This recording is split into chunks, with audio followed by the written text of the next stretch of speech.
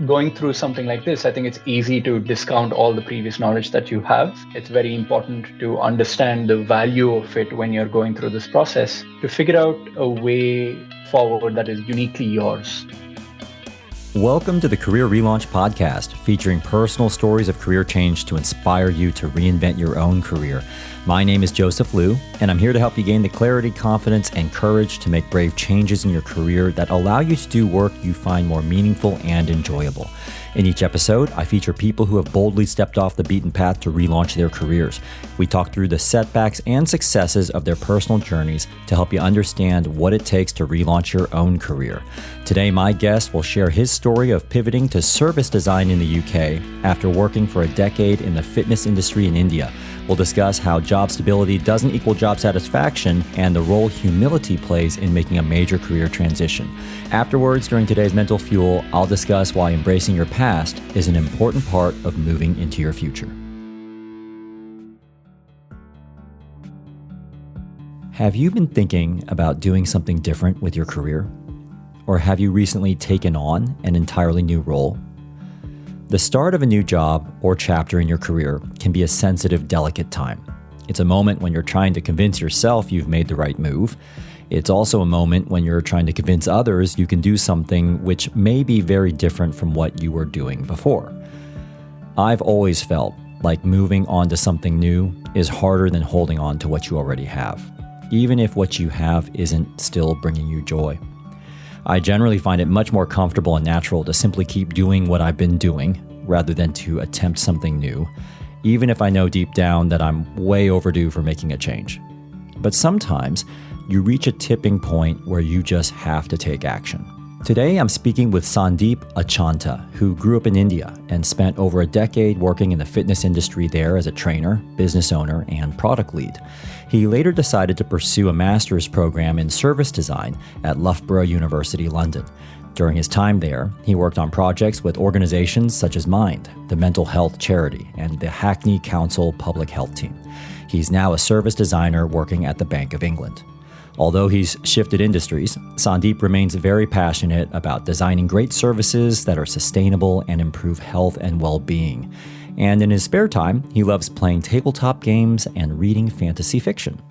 Now, I invited Sandeep to come onto the show after I received a very thoughtful email from him last year after he had discovered my YouTube channel and later my career newsletter. His career change journey is one that illustrates the small steps you can take over time that can culminate in a major professional transformation. I caught up with him shortly after he started his new service designer role, and I hope you enjoy hearing more about his journey to get there. You can get all the show notes from today's conversation at careerrelaunch.net/102. Sandeep spoke with me from London, England. Okay, Sandeep, thank you so much for taking the time to join me here on the Career Relaunch podcast. It is great to have you on the show. Thank you so much for having me on. Like I said, I've been a longtime fan and listener of the podcast, so it really is a pleasure and an honor to be on. Let's start by talking about what has been keeping you busy in your career and your life at this moment. What are you focused on right now? I've just about landed on the other side of my career change journey. So I've just started working as a service designer at the Bank of England. And so what I'm really focused on is getting the sense for what it's like to work in this field and getting a sense for how to use a new toolkit that's at my fingers, so to speak. And for those people like me who are not exactly familiar with what a service designer does, I think it's probably a less common job title. What exactly do you do for the Bank of England? So a service designer helps manage the people, systems, processes, and interactions in the end-to-end delivery of a service.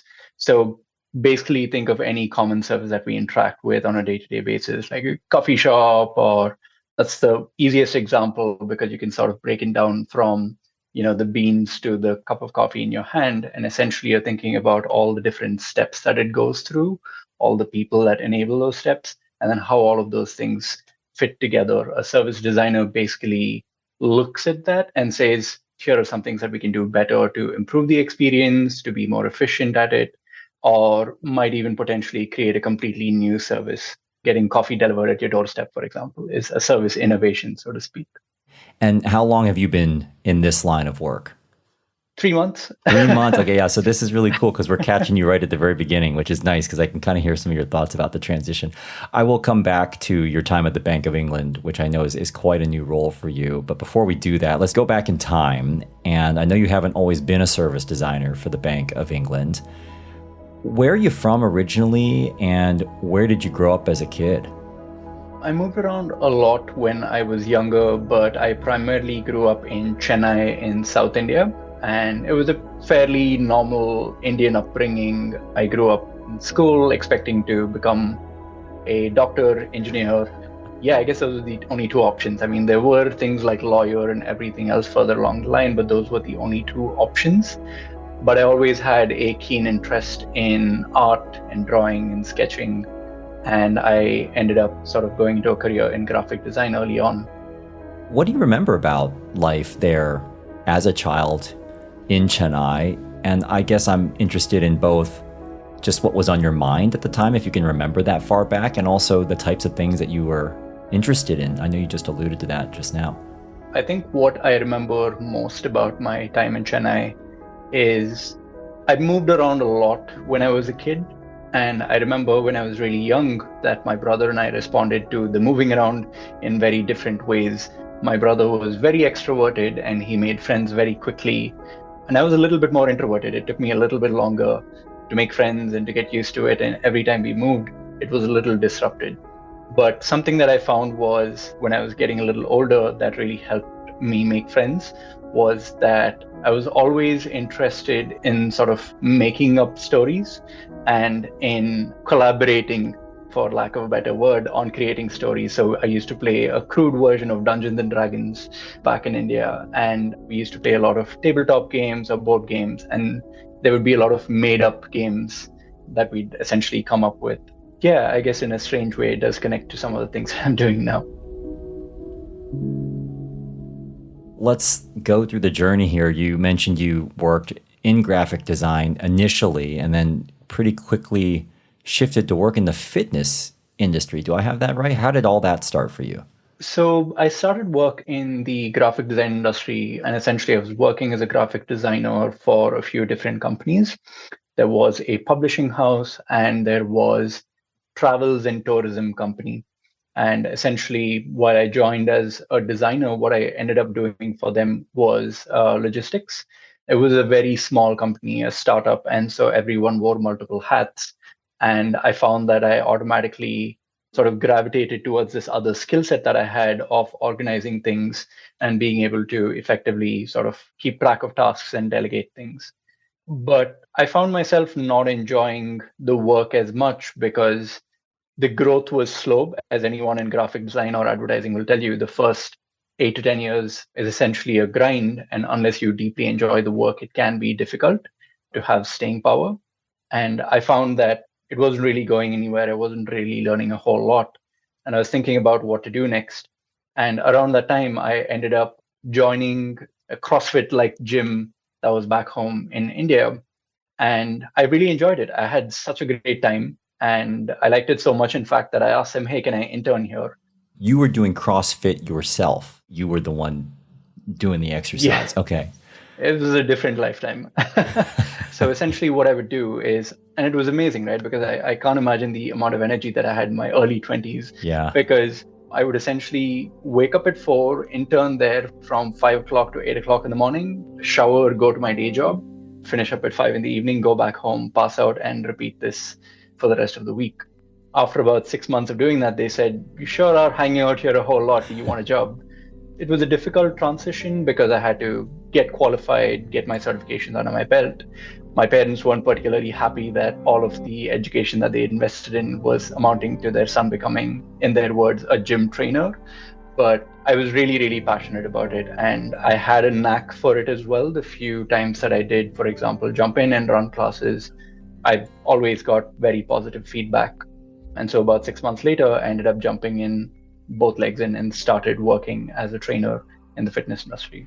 And that's interesting because this is back in, do I have this right, 2011-ish, around that time. So this is way before CrossFit became a big thing, which is, I think, it's become way more popular in recent years. And you're actually teaching these classes and you are a trainer at the gym. How did you enjoy that? What was that like for you? I really, really enjoyed it. So I really enjoyed working with people, which is something that the job made me realize I really enjoyed working closely with people, helping them improve the quality of their lives, having conversations about their well-being. The most important part of it for me was really that oftentimes this was the first part of people's days. So it was at 5 a.m., 6 a.m., or 7 a.m. And I really enjoyed that if I did everything right as a service and I was able to give someone an excellent start to their day, my assumption was that the rest of their day went well. And usually that was the feedback that we got as well. People were like, oh, I feel so great. I'm so happy when I come in and do my workout. Can I just do this all the time? And I really enjoyed having that experience. And so I really enjoyed it. And the other side of it that I really found myself enjoying as well was that I found myself very, very passionate to learn about anatomy, physiology, nutrition, and the whole nuts and bolts of it. I remember really getting very, very nerdy into it. And I remember getting about 5 or 6 certifications in the span of a couple of years, which was fairly rapid. And some of them were not easy to complete. That's really interesting. I'm just curious, were you always somebody who had been interested in fitness yourself? Like, had you been a pretty healthy guy growing up, or were you someone who was exercising a lot? Funnily enough, not at all, No. actually. I've never played sports in my life. I've never engaged in formal sports. But that said, and here's something that I found out only much later, my mom tells me that when I was much, much younger, I really enjoyed climbing. I really enjoyed, just like randomly running around the neighborhood and being physically active. I just didn't like sports. I just didn't like organized sports at all. And so when they did put me in organized sports, I didn't respond very well. But before that, I always did enjoy it. And even after that, yes, before I got into the fitness industry as well, I used to like trying random physical endeavors like rock climbing or parkour. I could never stick to anything for very long, but I did enjoy experimenting for sure. You would start off as a trainer, you were doing that for a while, and then you eventually switched over and shifted more toward doing work on the business side of the training and fitness industry. Tell me about that transition. It started with the organization that I was working for. And so the first step, as with any early career, is I essentially went from being a trainer to managing other trainers. And again, that was also a process that I really enjoyed because, as I had mentioned earlier, I really enjoyed being organized. And so, as you can imagine, a lot of the trainers that we were getting were quite young. They were between 18 and 21, 22, and oftentimes this was their first job. So I really enjoyed the process of mentorship, both in terms of bringing them on board into what being a fitness professional was like, but then also actually onboarding them onto being a working professional, showing up on time, being professional with the clients, knowing what to say and what not to say, which is a bigger deal than you'd think it is, especially in an exercise environment. So I really enjoyed that process. And then from that stage, essentially, I went to managing a center. And this is when I got involved in sales. This is when I got involved in marketing. This is when I got involved in ensuring that the finances of the center made sense. And if I had stayed there longer, I think I would have gotten involved in the strategic side of things as well. And were you thinking at the time that this was what you're going to do long term? Were you enjoying that? Did you see yourself in that industry for a while? At that point, I honestly thought I would be doing it forever. How things change. What changed for you? When did you start thinking that you might want to shift and do something else? I think towards the end of it, unfortunately, I found myself limited in terms of the impact that I could have. And I remember I kept coming back to the idea of impact, and I had to really unpack it for myself and understand what I meant by that. And I realized that it was important to me that services or products that I created were scalable, replicable, and widely applicable. And I didn't have the knowledge to do that. I had become such a specialist that essentially from that organization, I moved to another organization where I was helping create fitness products that were being delivered to a much bigger audience. We were creating services for 100,000 to 150,000 customer base. But I still found that the ways that I was contributing to that was fairly limited. I was writing workouts, creating operating procedures for the trainers, or ideating with product developers on what might be ways to create new, interesting workouts. And I couldn't help but shake the feeling that I could do more. I just couldn't do it right now. Once I realized that it was almost as though the seeds of dissatisfaction were sown. And over the next couple of years, it just started becoming more and more obvious to me that I need to move. Yeah, this is something I think that comes up with a lot of people who both come onto this show and also listeners of this show. Is you are in a fairly comfortable environment, fairly comfortable job. You have a decent amount of financial and personal quote unquote success, and yet you just feel like something's a little bit off. I'm just wondering, what was the tipping point for you when this went from dissatisfaction to complete dismay, where you knew that something had to change for you? It actually went through several steps. I think, as much as I would like to sit here and say that there was a flash of inspiration and I knew what I had to do, it actually took, I'd say, almost 3 years and went through several iterations. So when I was working with this organization, as I thought through it a little bit, and I did work with a therapist on essentially mental health issues that I was having because I was burnt out by the work that I was doing, I realized that the idea of autonomy and agency was quite important to me. And with large organizations, as you can imagine, that's not something that's easily available to everyone. I think there's autonomy and agency right at the top. And then, unless you're C-level and maybe not even there, there isn't necessarily a lot of autonomy. And so I realized that that was important to me. That was a core value.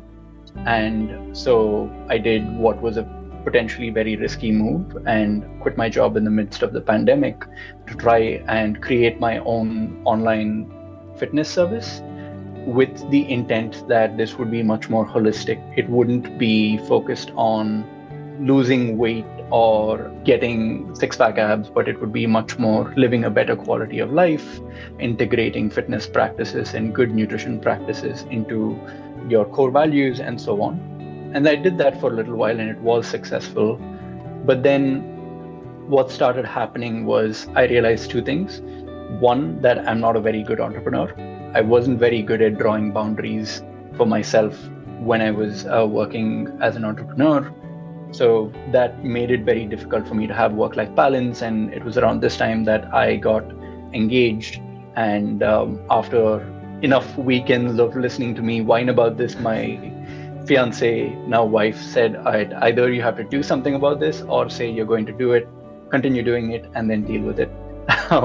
But the other side of it was also that I started doing a lot of the exercises that I had mentioned when we initially spoke that I'd come across on your YouTube channel, as well as some of the other career change exercises that I had come across.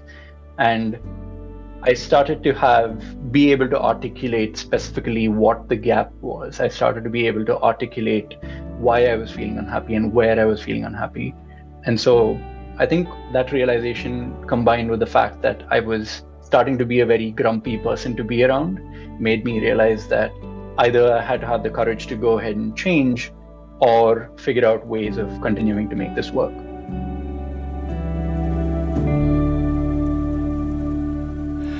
So I want to shift gears here a little bit, Sandeep, and talk about that transition. You've now realized you got to do something about this situation and something needs to change. How did you then decide what to do next? It sounds like you took some time to clear your head and watch some of those videos, do some of the exercises. How did you figure out where to go from there? It was hard for sure. And I think especially because there was a lot of negative self-talk in terms of I had put myself into a certain description, so to speak. I was Sandeep, the fitness subject matter expert, and didn't have any other skills. And I think it took me some time to come to grips with the idea of things like transferable skills, come to grips with the idea of reflecting on what prior interests might have been, and also taking a slightly more exploratory approach to the potential next steps. So that kind of made me realize that, okay, I did have some transferable skills. Sure, some of them may not be skills that I may put on a resume. So it would be things like people skills or communication, because I find that often they're overused and a little vague. But I found that, okay, I do have these skills. I do believe that I can work with people. I do believe that I'm fairly organized and can manage projects. I do believe that I'm fairly effective at communicating across a wide range of stakeholders and also collaborating with a wide range of stakeholders, because those were experiences that I had. So I think that was one, realizing that, okay, my next step can be built off of these transferable skills. And then the next thing that I started looking at was, okay, all right, what am I interested in right now? That took me a while to sort of encapsulate as well. I was initially interested in behavioral psychology because I still wanted to explore well being. And so that was something that I did consider. When I came across service design and design was when I realized that actually what I was looking for in terms of my desire to create scalable and replicable services and products is an understanding of how products are created at scale, an understanding of how services are created at scale, and what goes into that. And that's when I started sort of poking around product design, service design. And when I started reading more about service design, I did a course on service design online by the Interaction Design Foundation. And as I was doing it for the first time in a few years, I lit up. I felt amazed at how alive I felt. And I was amazed at how natural the process of service design felt. It didn't feel like a completely new discipline. It felt like something that I'd done in some form or fashion before. Now I just had a new toolkit to do it with. And which is when I took a bit of a risk and I said, okay, I'd like to go ahead and study this. And it worked out very, very well. Sometimes what happens is we get so used to the job that we're in and we get so accustomed to the routine of it all that we kind of forget how we used to feel or how we could feel. We feel like the way that we are experiencing each day is just par for the course, as good as it gets. And it's not until you actually do something that you really enjoy that you realize, wow, this feels like me. This feels oddly familiar. And as you put it, you really light up. You mentioned that you decided to go back and study design, and you would eventually go back to university full time. And this was after being in the professional world for, I think it was 12 years that you'd been working at this point. How did you decide where to go study this? And how did you navigate what can be kind of a jarring transition going from working full time to studying full time? It was pretty nerve-wracking, to be honest, at first. And I think initially I wasn't very serious about it for exactly the reasons that you mentioned, which is I thought I was too old. I thought it was too much of a financial commitment. It was too much of a time commitment to go back to university at this age. How old were you at that time? Sorry, I just turned 31. Okay. So it definitely felt significant. But what happened was, funny enough, so in the midst of the pandemic, I met and started dating my now wife. And so she was about to start a PhD in the UK. She was living in Chennai at that point of time. And we decided to get married. And she was like, well, I'm going next year. I'm not going to change those plans because we're getting married. And I was like, yes, of course. And there was a decision to be made. Essentially, I could go to the UK with her, look at continuing my fitness career here, and then looking at studying service design on the side, which is something that I did briefly consider. I did consider looking at open university or other part-time courses, or perhaps pivoting to service design within the fitness industry. But I think the more that I thought about it, it came back to that feeling of feeling alive. And I realized there was a potential decision where I could go back to university, and it felt risky, but at the same time, it was very exciting. The prospect of having a year to really risk it all in some ways and see whether I could make it work gave me a sense of butterflies in my stomach, but was also very, very exciting. And I think that was when I felt as though I had to take a leap of faith. Either I could iteratively try things and hopefully things worked out, or I could take a leap of faith and then see where things went. And it made me realize that perhaps I am the kind of person who actually likes taking a leap of faith if there is enough of a reward there. And so I think that was part of the decision that made me decide to go back to university. So we got married, and I think within weeks of us getting married, I started my master's program. I moved halfway across the world to do that. And yeah, it was incredibly challenging, but it was a fantastic experience.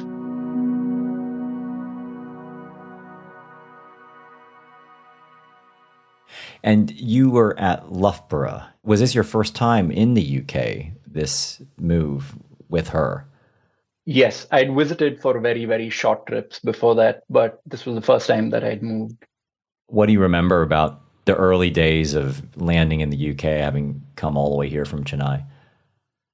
Funnily enough, Joseph, the months leading up to the move were absolutely nerve-wracking because I was thinking about finding a house, trying to figure out where everything was on Google Maps, trying to figure out how I could make sure that I had food in my kitchen because in India, as you can imagine, labor is quite cheap. So I don't remember the last time that I had to cook for myself. Oh, right. Okay. So when I moved here, it was a bit of a shock for sure, but I think I surprised myself with how quickly I was able to adapt. Not so much in terms of the cooking that I managed, that I'd done before, Uh-huh. but in terms of the culture is very different.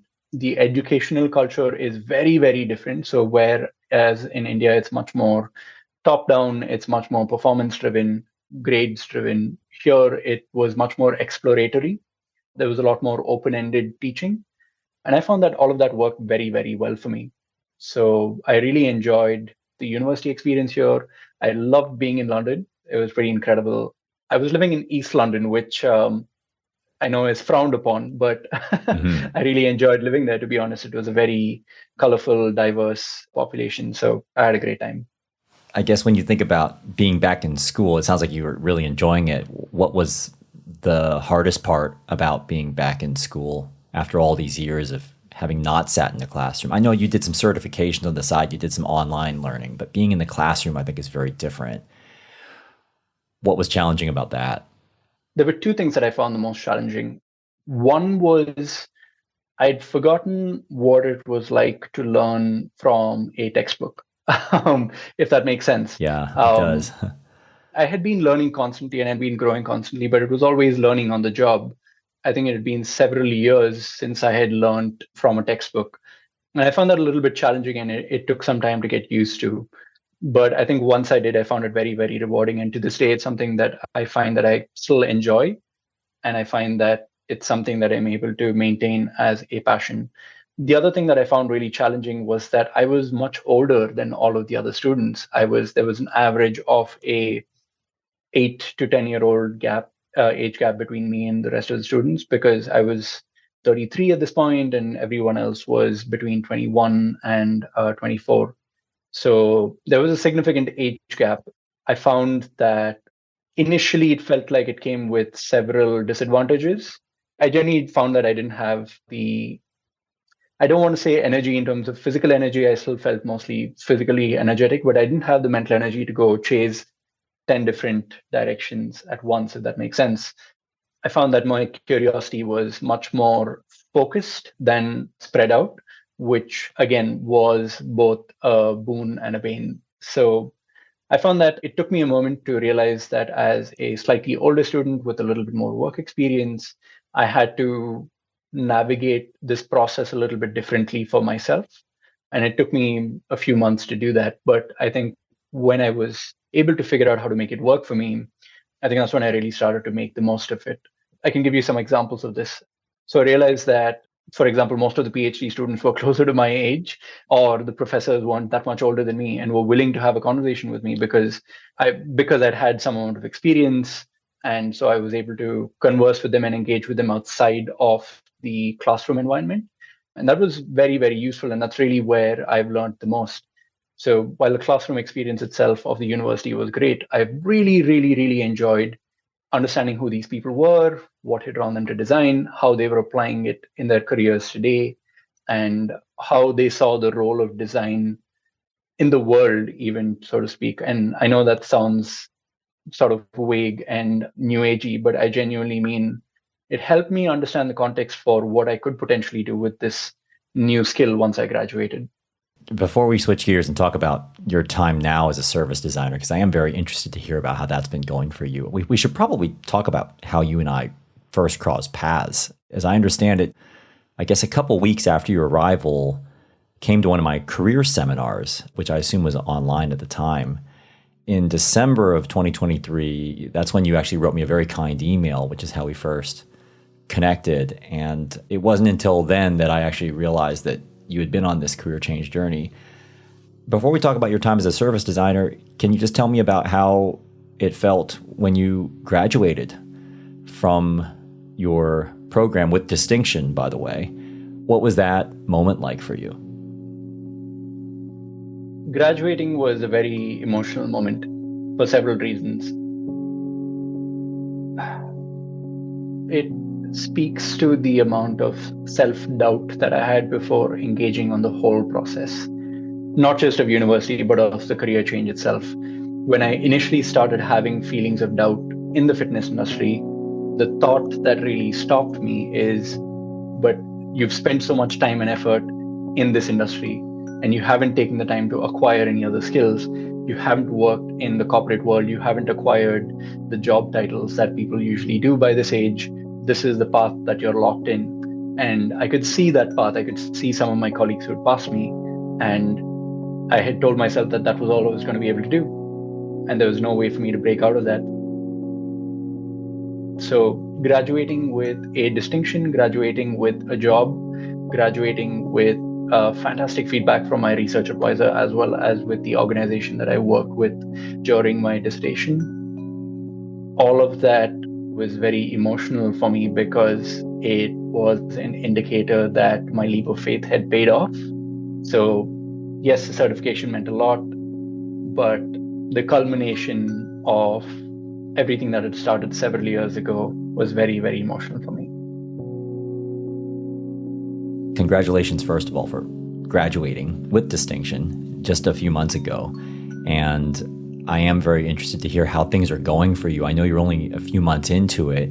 That can be a very broad question to just ask somebody, how are things going? So I'm going to try to guide this a little bit based on what you and I discussed before we started this recording. And one of the things that I remember you told me when we first connected was that you're so focused on landing on your feet that you didn't really think about what would happen once you landed on the other side. Could you just explain to me what you meant by that?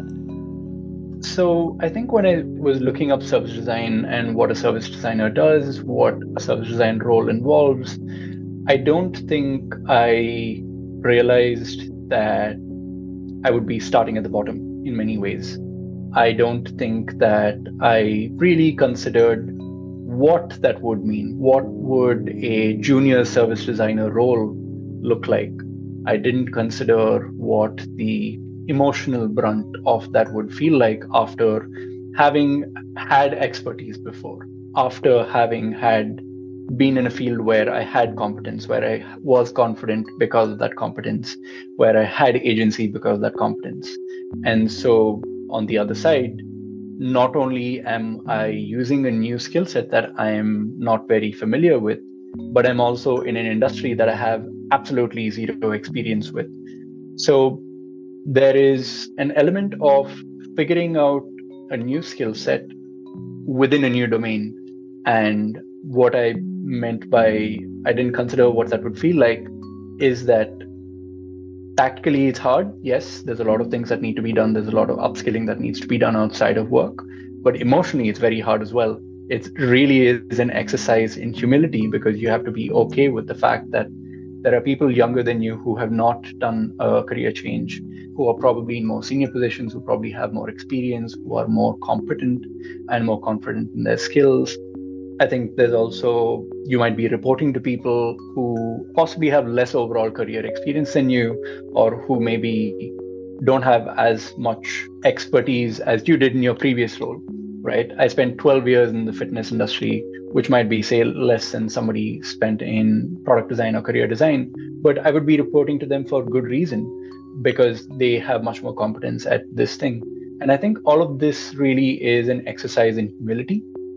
But I think along with that, it comes back to, I think, what you'd said about transferable skills, which is, I think, having a sense of confidence in skills that I've previously acquired and figuring out how they translate in this new environment is not a process that I can take for granted. It's a process that I have to consciously seek out and enable. Has there been anything in particular that you have learned about yourself during this process of going from being an experienced professional to what can feel like you're going to the bottom rung of a totem pole, I guess, to put it bluntly? And what have you learned about yourself as you've been going through this exercise in humility, as you put it? As much as it sounds like I am, in a sense, whining about starting at the bottom, I'm actually not. I will say that I do enjoy it in some ways, although I did feel a lot of discomfort at the idea of starting again and not having competence. But I think what it made me realize is what I am actually good at and what I actually do enjoy. So I've realized, for example, that the things that in a situation like this, in an uncomfortable situation, I enjoy doing is figuring out a way to provide value in the ways that I can. So for my team, for example, I've started taking up the tasks that nobody else wants to do, that are not fun to do, that might be admin work, or that might be collaborating with people and setting up meetings and doing the grunt work. I find that finding ways for me to add value is something that I am happy to be open minded and curious about and find my own way through. And I think the other thing is that I do tend to undervalue some of the transferable skills that I have. Recently, I had a review with my line manager as it's been about 3 months. And some of the feedback that she had for me was that I undersell a lot of the skills that I've acquired from previous experience. And so something that she was highlighting was that by discounting that, I don't allow myself to contribute in ways that I already can, using expertise that I already have. And it got me thinking about how going through something like this, I think it's easy to discount all the previous knowledge that you have or all the previous abilities that you have. And I think it's very important to understand the value of it when you're going through this process so that not only does it give you a sense of confidence when you're starting off at the bottom of the totem pole, but it also allows you to figure out a way forward that is uniquely yours. So, what I mean by that is, I think if I was to throw all of that out the window and start off from scratch and say, I'm going to try and be the best service designer that I can, that's probably going to take me another 10 years to do that. However, if I say I'm going to be the best combination of whatever skills that I already have and then combine them with the new skill set that I have, it might create an opportunity for me to contribute in a unique way that perhaps if I was just trying to be the best service designer that I can, I wouldn't be able to. That makes a lot of sense. I guess we can have a tendency of almost dismissing away our past experiences, which on the surface might seem very irrelevant to our current role, but actually do provide us with some unique perspective and allow us to add value in a unique way that we otherwise wouldn't be able to. So I suppose the last thing I was hoping we could talk about before we wrap up, if we continue to focus on your new role and how different it has been for you and the career change journey you've been on, has there been anything particularly surprising about your transition going from the fitness industry into becoming a service designer with the Bank of England?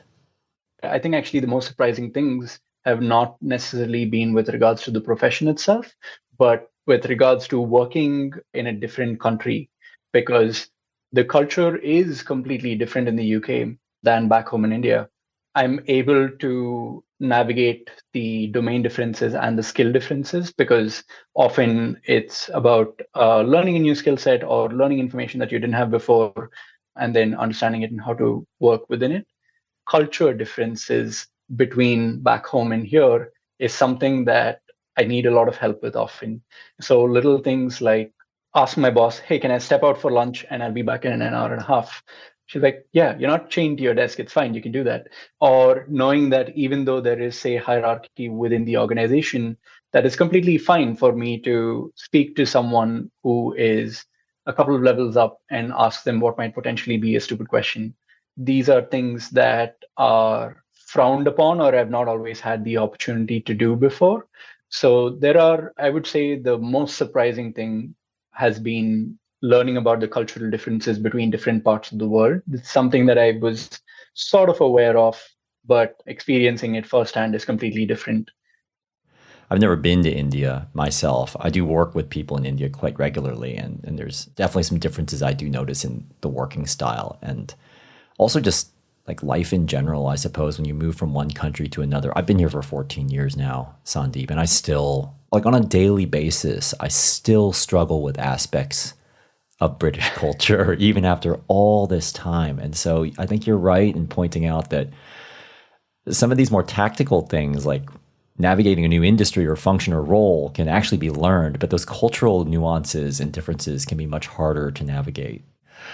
A couple more questions for you before we wrap up. If you had to give advice to your younger self as it relates to changing careers, what might that be? To really be more confident in myself and my abilities.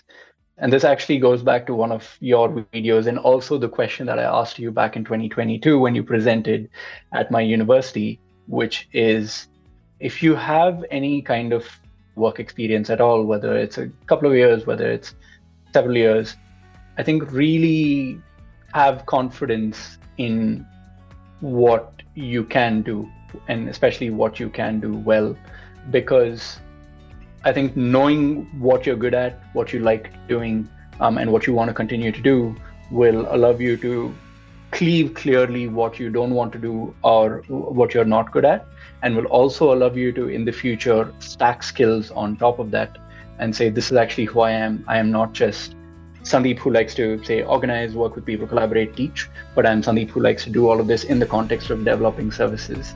So it's kind of like you're building on top of who you are rather than starting from scratch each time. And I think the reason why I would give myself that advice is because I personally needed a lot more confidence when I was starting off. When you look back on this career pivot, what's something you wished you had known that you now know since you are now on the other side of it? Or actually going, I guess you're still going through it. It's that as long as I'm following my interests, it's enjoyable.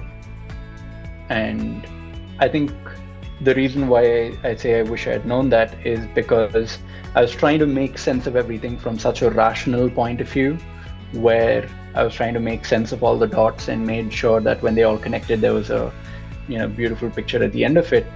But it's not always that clear, is it?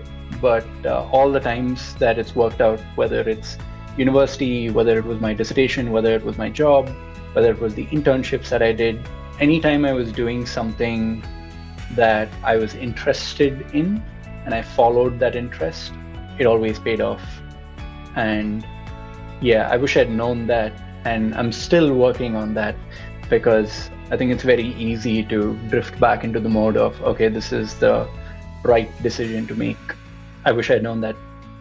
Well, thank you so much, Sandeep, for doing such a deep dive into all of your reflections that you've had over the years and telling us about your life, both back in India and how you pivoted to restart your career here in the UK.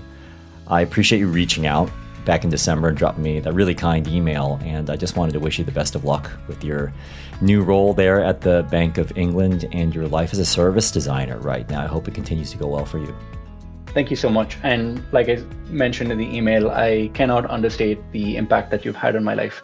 You were such an incredibly important part at the beginning of this journey. I'm sure you've forgotten about those YouTube videos that you probably made way back when, but I'm sure there's people like me who are still watching them and are able to actually take actionable lessons and steps away from that and do something with it. So thank you so much for the work that you do, Joseph. Of course. It really meant so much. And I'm continuing to listen to the podcast, and I wish you all the best with everything. Thank you so much. It's been really meaningful to connect with you, and it's not every day that I hear from people who watch my videos. It has been a while since I've done those. I should probably get back to that at some point here, but I appreciate you saying that, and it really does mean a lot to me, and it's just been a real privilege to have you on the show. Thanks for coming on. Thank you for the kind words. So I hope you enjoyed hearing Sandeep's perspectives on overcoming the inertia of stability, the tough choices involved when making a change, and the importance of owning your unique career path. Now it's time to wrap up with today's Mental Fuel, where I'm going to talk about overcoming the psychological hurdle of starting over.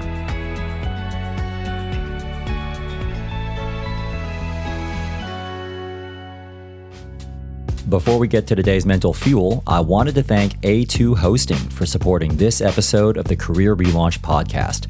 A2 is the web host I use and trust for my own websites. They even offer 100% carbon neutral green hosting, which is an added bonus. For an easy, fast, and affordable way to get your personal website online today, visit careerrelaunch.net/A2 to get 50% off your web hosting plan. This is the part of the show called Mental Fuel, where I finish the show with a brief personal story related to one of the topics we covered today, then wrap up with a simple challenge to help you move forward with your own career goals. So for today's Mental Fuel, I'm going to revisit one of the points Sandeep made about the tendency to dismiss your past experiences and skills if they don't directly relate to the new job sector or geography you're trying to enter. And that got me thinking about one of the major hurdles of making any career change, which is just getting over the feeling of starting over, getting over this feeling of throwing away all your past investments, getting over the idea of having to learn a whole new set of skills or take a salary cut or have a more junior job title. Putting aside all the practical complexities of changing careers, which are significant, this emotional feeling alone can create friction in the process of making a transition because, well, for starters, it may stop you from even trying to make a leap. But even if you do muster the courage to make a change, it can then affect your confidence in yourself, which in turn can affect the outward confidence you project to others during a job interview or when working in a new job. I've struggled with this myself during pretty much every major transition I've made in my career. When I left medical school to work in consulting, I honestly couldn't see how my textbook knowledge of chemistry, biology, or physics would relate at the time to working in any corporate environment. When I moved from healthcare consulting into consumer goods marketing, I wondered how in the world my work, which had been primarily focused on how government regulations affected our pharmaceutical clients, would have anything to do with marketing household goods to consumers. And when I shifted into public speaking professionally, I couldn't quite see how creating marketing campaigns for an ice cream brand could directly relate to giving memorable talks in front of large audiences. Now, when I was in this headspace of feeling like I had to disregard my background, it resulted in a ton of imposter syndrome, negative self-talk, and second guessing of my career choices. But in almost every case, if I just gave myself the chance to reflect on and identify a handful of transferable skills, I found that it made the transition more palatable and believable, both to myself and also to others. It gave me something to latch onto, so I didn't have this continuous daunting feeling of starting all over from rock bottom. For example, while client management skills from my consulting days didn't immediately seem like they could be relevant to a brand marketing role, I found many of the skills I gained working with and managing clients to be quite useful when the tables were turned, when I was a marketing client working with external marketing agencies. And while marketing desserts or ice cream may not seem related to the topic of career change upon first glance, interestingly, I've found many of the tactics we employed during a brand relaunch can also be applied to a personal career relaunch. If you're not convinced, or if others aren't convinced about the career change you're trying to make, you're more likely to run into a wall, to find yourself second-guessing your decision or backtracking, even though moving forward may be what's better for your career and overall professional satisfaction in the long run. I actually think the person you really need buy-in from is yourself. Once you've done that, it's way easier to persuade others to buy into you. So part of your job when making a transition is about taking a moment up front to identify and articulate to yourself why you can add unique value to your new role, not in spite of, but because of your non-traditional background or less usual set of skills. When I hear Sandeep's story and reflect on what he shared, 3 things stood out to me about what it takes to make a career change. First, that his career relaunch was possible because he paid attention to the feelings he couldn't shake. That feeling that he could be doing something more. And his transition only really began to unfold once he acknowledged and accepted that he needed to do something about this feeling. Second, that he decided to make a brave leap of faith into the unknown, to start a master's program after being out of school for nearly a decade, to move across the world from India to the UK.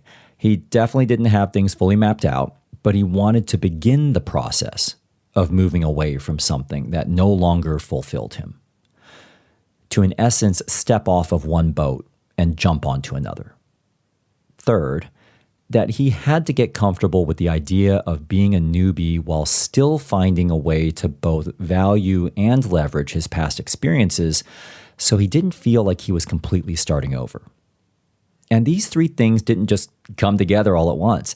His change was a slow, imperfect process, one that he's still working through right now, but one that I really believe will serve him well. This takes me to a quote from a book I'm reading right now called 1,000 Little Things Happy, Successful People Do Differently by Angel and Mark Chernoff, which has been a very good book for my soul during this moment in my life and career. The secret to getting ahead is simply getting started. So forget about the finish line and just concentrate on taking your first small, imperfect step. So my challenge to you is to identify one small, imperfect step you could take toward doing something that could allow you to feel more energized.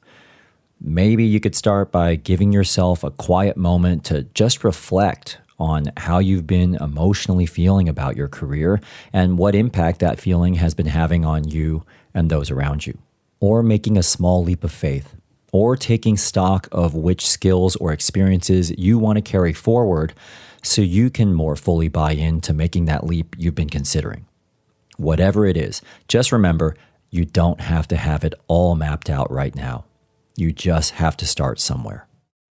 Speaking of making some leaps, I wanted to thank this listener from Amsterdam for sharing her thoughts about changing career paths with me after listening to a previous episode, number 101, featuring Gisela Prunes Garcia.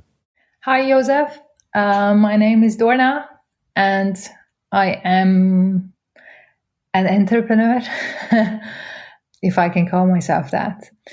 I've been listening to your podcast for a few years, and it's always encouraging to listen to stories of people, to relate to them, and of course to hear that at the end of the day, there is a chance that this will work out. But your last episode was slightly different in a matter that it was not a finished story, but it was an ongoing story. And that was very nice to listen to relate to, specifically that I also have been relocating, not once, not twice, more, 3 times or 4, and to countries where I don't speak the language, I'm not familiar with the culture, and I keep learning and growing. And I call myself brave enough to have started as an entrepreneur, but as you know, it's not always a story. There is a lot of challenges, a lot of downs, and it's nice to listen and see that there are people there too, and it will be all right, I hope. Thank you for the last episode. This is just a thank you message to you. I'm looking forward to hearing more. Well, Dorna, thank you so much for your kind words and for providing a glimpse into the moves you've made yourself. You are absolutely right about the uncertainty and challenges involved with career pivots. Accepting and embracing that uncertainty as being part of the process is an important component of successfully making any transition. And Dorna, if you're listening to this, as a heads up, I might be reaching out to you soon because it sounds like you've got some interesting stories and lessons that you could share. So maybe we could talk about having you come onto the show as a guest yourself. If you have a career transition question you'd like me to address on the show, or if you have a story of career change you just want to share, I'd love for you to leave me a voicemail with your thoughts at careerrelaunch.net/102, where you can also find a summary of my chat with Sandeep and learn more about him. Again, that's careerrelaunch.net/102. And if you enjoyed this conversation, you can subscribe to my YouTube channel that Sandeep mentioned, or find me on other platforms at josephliu.co/connect. You can also follow the Career Relaunch podcast on Spotify and Apple Podcasts, where I'd really appreciate you leaving a 5-star review, which helps other people discover the show too. That's the best way to support the show and connect with other professionals relaunching their careers. Thanks so much for being part of the Career Relaunch community, and a special thanks again to Sandeep Achanta for sharing his story with us today from London. This episode was mixed by Liam McKenzie, and the Career Relaunch theme song was written and performed by Electrocardiogram. I'm Joseph Liu, and I'll talk to you next time.